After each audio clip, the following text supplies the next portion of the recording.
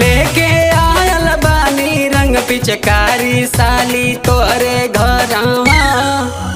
लेके आयल बानी रंग पिचकारी साली तोरे घरवा। आवय साली होली में चोली रंगवाला तू हमरे संगवा। फागुन के दिन बायावय साली संगे खेलल जा होली के रंगवा। फागुन के दिन बायावय साली संगे खेलल जा होली के रंगवा। केहू न बोली आवय साली फागुन के हवे दिनवा। केहू न बोली आवय साली फागुन